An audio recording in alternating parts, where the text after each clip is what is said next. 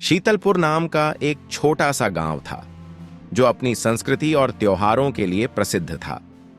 यहाँ के लोग हर त्योहार को धूमधाम से मनाते थे, लेकिन जो त्योहार सबसे अधिक उत्साह और उल्लास लेकर आता था वह था मकर संक्रांति। इस दिन गांव का हर गली मोहल्ला रंग बिरंगी पतंगों, तिल के लड्डुओं और नए जोश से भर जाता था। गांव में एक छोटा लड़का था जिसका नाम आरव था। आरव का सपना था कि वह इस बार मकर संक्रांति पर सबसे ऊंची और सबसे सुंदर पतंग उड़ाए, लेकिन उसके परिवार की आर्थिक स्थिति अच्छी नहीं थी। उसके पिता किसान थे और मौसम की मार से उनकी फसल बर्बाद हो गई थी। उसकी मां दूसरों के घरों में काम करती थीं ताकि घर का खर्चा चल सके। इस कठिनाई के बावजूद आरव के दिल में अपनी पतंग उड़ाने का सपना जिंदा था। गांव के बच्चे रोज नए नए डिजाइन की पतंगें और चमकीले मांझे खरीदते। हर कोई अपनी पतंगों की शान बढ़ चढ़कर बताता। आरव के दोस्त उससे पूछते, इस बार कौन सी पतंग उड़ाएगा आरव? आरव हल्का मुस्कुरा देता और कहता, देख लेना, इस बार मेरी पतंग सबसे ऊपर होगी। आरव के पास पुरानी पतंग और कमजोर मांझा था। वह जानता था कि उसकी पतंग दूसरी पतंगों के मुकाबले टिक नहीं पाएगी। उसने अपनी मां से कहा, मां, क्या इस बार मैं एक नई पतंग और मांझा खरीद सकता हूं? उसकी मां ने धीरे से कहा, बेटा, इस बार पैसे कम हैं, तुम पुरानी पतंग से ही खेल लो। आरव उदास हो गया, लेकिन उसने हार मानने की बजाय एक योजना बनाई। उसने सोचा, मैं मेहनत करके पैसे कमाऊंगा और अपनी पतंग जरूर खरीदूंगा। गांव में मकर संक्रांति से पहले एक मेला लग रहा था। आरव ने वहां मिठाई बेचने का काम शुरू किया। सुबह से शाम तक वह मेहनत करता और धीरे धीरे पैसे जमा करने लगा। दोस्तों के साथ खेलने और मस्ती करने की बजाय वह अपने सपने को पूरा करने में जुटा रहा। आखिरकार मकर संक्रांति का दिन आ ही गया। आरव ने अपनी मेहनत से 40 रुपए जमा किए थे।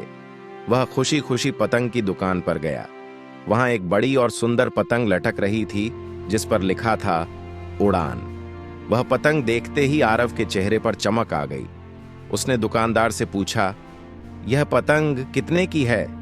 दुकानदार ने मुस्कुराते हुए कहा, यह 50 रुपये की है बेटा।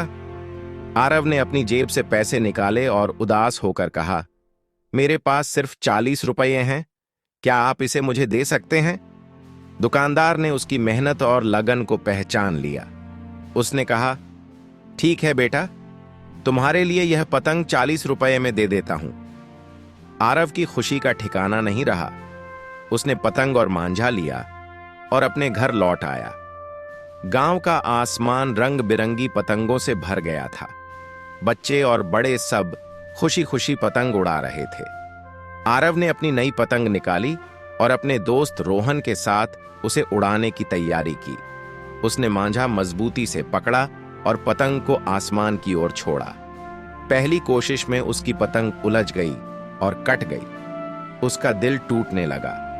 पास खड़े लड़कों ने मजाक उड़ाते हुए कहा, तुम्हारी पतंग इतनी कमजोर है कि उड़ ही नहीं सकती। रोहन ने उसे हिम्मत देते हुए कहा, आरव, हार मत मानो, एक बार और कोशिश करो। आरव ने अपने आंसू पोंछे और पूरी ताकत से अपनी पतंग को फिर से उड़ाया। इस बार उसकी पतंग हवा में झूमते हुए ऊपर उठने लगी। धीरे धीरे वह पूरे आसमान में सबसे ऊंची पहुंच गई। आसपास के लोग उसकी पतंग को देखकर तालियां बजाने लगे।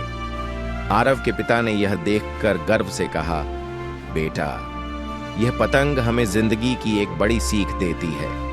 यह बताती है कि चाहे कितनी भी मुश्किलें आईं, अगर हमारा हौसला मजबूत हो तो हम हर ऊंचाई तक पहुंच सकते हैं। मेहनत और लगन से हर सपना पूरा किया जा सकता है। उस दिन आरव को समझ आया कि मकर संक्रांति का त्योहार सिर्फ पतंग उड़ाने का नहीं, बल्कि अपनी जिंदगी में नए सपनों की उड़ान भरने का संदेश देता है। जैसे सूर्यदेव अपनी दिशा बदलते हैं, वैसे ही हमें भी अपनी जिंदगी में नई शुरुआत करनी चाहिए। आरव की पतंग उसकी मेहनत, संघर्ष और जीत का प्रतीक बन गई। वह दिन उसके जीवन का सबसे यादगार दिन बन गया। आज भी जब शीतलपुर के बच्चे मकर संक्रांति पर पतंग उड़ाते हैं तो वे आरव और उसकी पतंग उड़ान की कहानी याद करते हैं। यह कहानी हमें सिखाती है कि सपने देखने और उन्हें पूरा करने का हौसला कभी नहीं छोड़ना चाहिए। मेहनत और ईमानदारी से किए गए प्रयास हमेशा रंग लाते हैं। कहानी का संदेश मकर संक्रांति हमें बताती है कि हमें अपने जीवन में हर दिन कुछ नया करने का प्रयास करना चाहिए।